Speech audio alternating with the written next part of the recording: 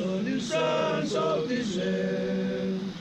Let us sing of our joys to be free. Ready for action? Yes! One all! Let's go!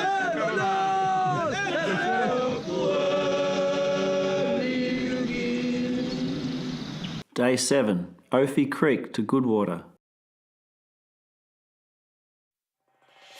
The final push by the Japanese was within sight of the lights of Port Moresby.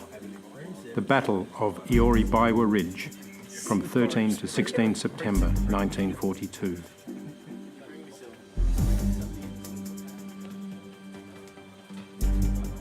As Silas alluded to there, and I'll reinforce this when we get there, no rock hopping. Don't try and keep your feet dry at any point.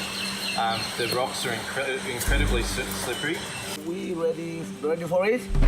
Yes. To smash, to pull down, and to break the backbone of how many we have today. All ready for action? Yes. All ready for action? Yes. The company ascended the infamous Ioribaiwa Ridge, where Bombardier Stone read an emotive tribute to the track, those that fell here and their spirits that remain.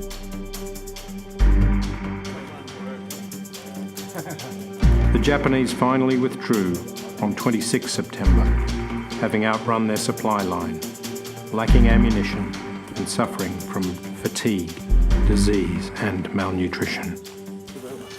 Duncan just told me the word for good morning is dabai. Dabai. Dabai. Dabai namona. Dabai namana. Namona. Nomana. Namona. Namona. Yes. Dabai namana. Dabai namana. Ioribaiwa Village. Made it. Some light relief that day with kids of the Ioribaiwa Village pursuing the well-tested and occasionally crashed but recovered and repaired drone.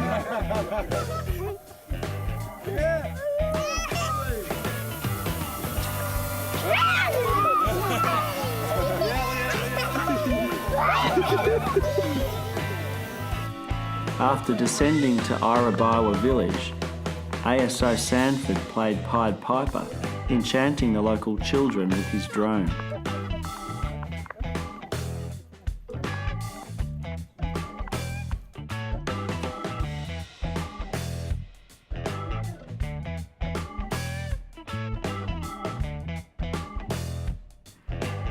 With the company in high spirits, Engineer Dufty and Bridge Saboteur Zappa double tumbled immediately after morning tea. Commander Garden expressed his disapproval in no uncertain terms to the entire company when FAO and self-proclaimed downhill specialist Mackay elected to wear the runners he'd forced his Porter Victor to carry for the previous 100 kilometres or so. Unperturbed by the stinging criticism and public ridicule, the gartered Mackay pressed on in his ASICs, only to lose his footing within metres of setting out, and directly in front of his scornful commanding officer. We descend to Ofi Creek and proceed to cross it 15 times, boots and all. Guide Duncan wore his thongs through several river crossings. It is noteworthy that FAO Mackay and his adopted son Duncan were the only two party members to pull on warm, dry boots the next morning. How are they going? Not sticking too well. Yeah, it's just going to happen.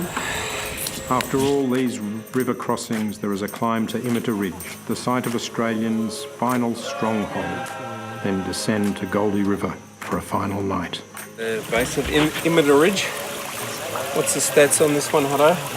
370 metres to the top. We're 500 metres up from the valley floor now. It's our last big climb. This is 370 metres, what? Elevation vertical. Yep. A little bit over Glasgow. One Glasgow to go. But it's like being in a sauna, right? Nap time, Damo? Damo, there's a good nap awaiting you within about 2 hours. Their limited powers of concentration fully occupied with mental exercises such as name the best 12 Essendon players between 1979 and 2011, and named the worst 5 players Kevin Sheedy ever brought to Essendon from opposition clubs. The much maligned 50th Company stormed the Imita Ridge without even realising it. Their Papuan guides, or those of them that hadn't disappeared in search of betel nut, rewarded them for their toil with a rousing victory song at the top.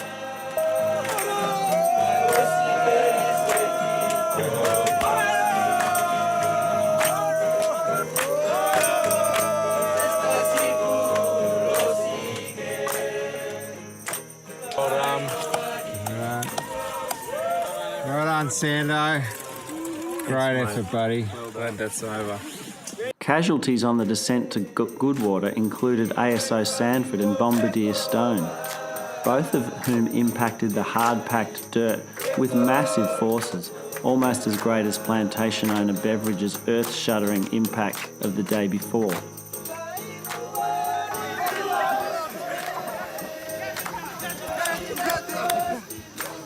That evening at Goodwater, the company and their Papuan friends partook in a campfire sing-along, which included the entire Papuan repertoire.